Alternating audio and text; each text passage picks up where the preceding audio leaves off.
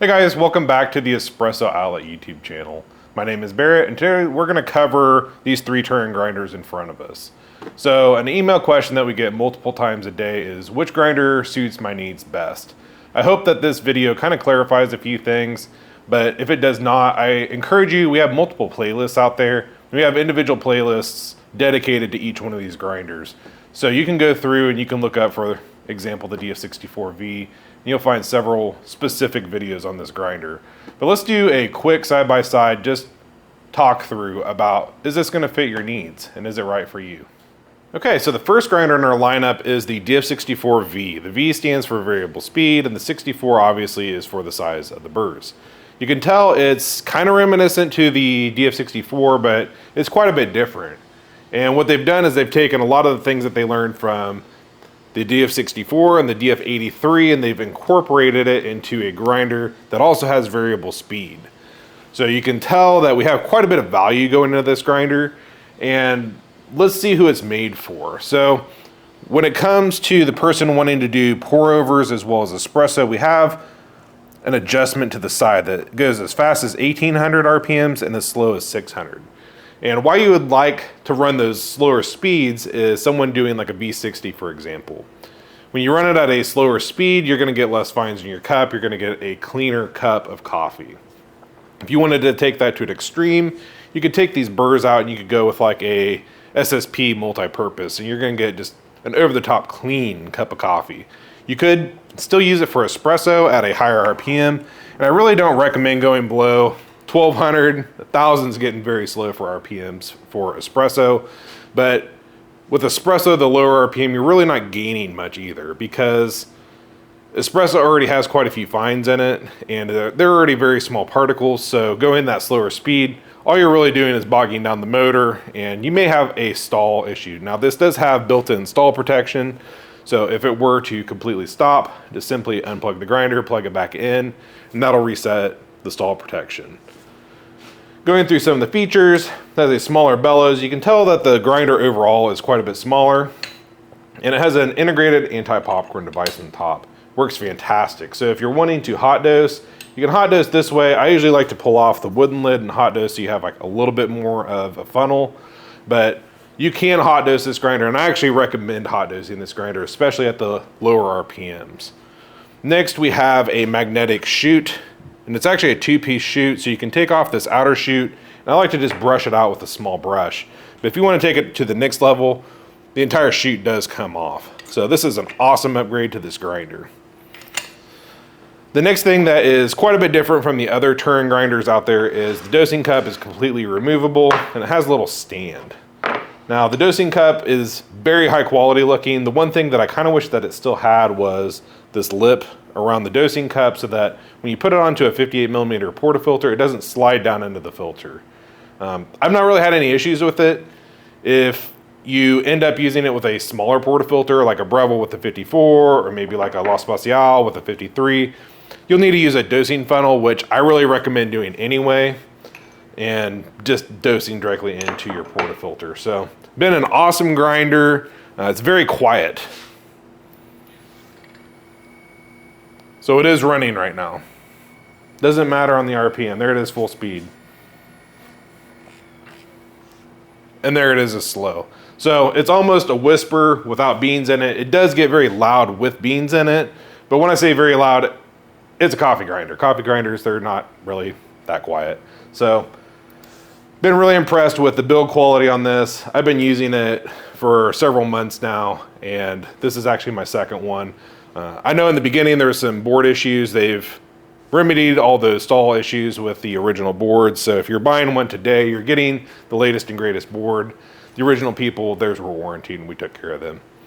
Let's go on to the next one. So the second grinder that we're going to look at today is one where we took a fan favorite, the DF64, and we made it better. So this is the DF64 Gen 2.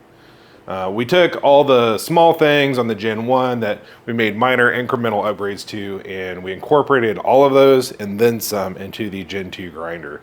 If you'd like to see more, I just got done doing an entire series, and they're like 1 to 4 minute long videos that highlights each improvement upgrade on this grinder. But we're just going to run through it real quick. You can tell that the top of the grinder is very reminiscent to the DF64V. And the reason for that is it has this integrated anti-popcorn, exactly the same as the DF64V. So if you're wanting to hot dose this grinder, it hot doses very well. I'm a big fan of hot dosing because I think you get a little bit less fines. The main upgrade that you can't really see is on the inside of this grinder. And on the inside of this chute, there's two little probes for, some people call it an ion generator, some people call it a plasma generator. So when you turn the grinder on, those probes make a small amount of plasma. And why that's a really cool thing is if you live in a really dry environment, you've probably gotten that chaff stuck to the outside of your grinder in the past. And when you introduce the plasma into your chute, it reduces that static dramatically. So most of those fines that get stuck to the side or chaff that get stuck to the side end up going into your cup instead of sticking on the outside. Now, not everyone has that problem, but for me, this thing has worked fantastic. I was very impressed out of the box. I think it works very good on the DF83. I think it works even better on this one. So they're really learning from what has worked well in the past, and they've made it even better. It does come with a metal dosing cup for a 58mm size portafilter. It does have this extension ring that can be used like as a dosing collar on your portafilter, but it also acts as like an extender to get it as close to the spout as possible, further reducing the mess. So really thought it through. It all comes with the grinder. It is a fairly quiet grinder. This is a DC grinder. This is still an AC, so you get that AC hum. There it is running. I feel like it's still pretty quiet. Similar to the DF64V, it uses the same burrs, and the same burr options for upgrade can also fit in this grinder. Now, stock out of the box, the DF64V I said came with the DLC coated burrs. This straight out of the box, they're uncoated burrs, but it's an identical burr cut pattern and material underneath that coating. So these come stock with the uncoated burrs, but for an additional $50, you can get the DLC coated burrs if you so choose. So such an awesome grinder. This thing's only like 400 bucks. So nothing can really touch this in my opinion. I've used quite a few grinders. I won't say much improved over the DF64, but any of those like weird little annoyances I feel like have disappeared on this. So that's pretty much it on this grinder. It's the same size as the DF64, pretty much to a T, same height, same width. So if you already have one, you're looking to add a second, it's gonna be very complementary to the Gen 1 version of this grinder. Let's take a look at our last one. Okay, so last but not least, we have the Turin DF83. So if you're following along, the 64 had 64mm burrs, the 83 has 83mm burrs. So out of the box, it comes with Italmill burrs stock. These have been very good for both espresso and filter. Now, if you're wanting to upgrade these burrs, there are the same options for the 64, also for the 83. So you have your SSP options, and eventually we're going to offer a similar geometry in the DLC coated burrs for this grinder. There will be another new option, which has never been out there before. It is going to be a filter only option. So if you wanted to dedicate this grinder to filter coffee only, it's gonna be kind of similar to the Ditting 804. So very nice filter burrs. It does not work for espresso. I did try it, and it's not gonna work for espresso. So if you're putting those filter burrs in, just know that it's gonna be for filter. Going through some of the features, it has a similar bellow. It's more of the V1 DF64 bellow. Out of the box, it does not come with an anti-popcorn, but we do offer that as a secondary option. We're not gonna go over the ion generator again, but the version 2 includes an ion generator inside the chute. For me, it works very well. If you had the version 1, that's really the only difference between the version 1 and version 2 is the ion generator. So that's all we're shipping now is the version 2. Works very well for me. Again, I kind of have a couple too many mods on this, but out of the box, your cup is going to sit straight instead of at an angle. You can get one of these little tilter adapters to reduce mess. Works very well for me. Again, it's a fairly quiet grinder, a little bit louder than the others, but when it's grinding, I feel like all three of these are relatively quiet grinders for the espresso grinder market. Okay, so the whole point of this video is which grinder is the best for me. And really, the first thing that I ask people is what's your budget? Going through the cost of each of these, the least expensive is the Gen 2 at about $400. Next, we have the DF64V at $600. and the DF83 is normally about $700. It's actually a little bit less just for the moment. That could be a huge factor in your decision on purchasing the grinder. Which one fits your budget, and what's the incremental gain that you get for spending more money? That's totally up to you. The next thing that I like to ask people is, what's your lifestyle? Are you doing primarily espresso? Are you doing primarily pour over? Are you doing both and you're switching back and forth a lot?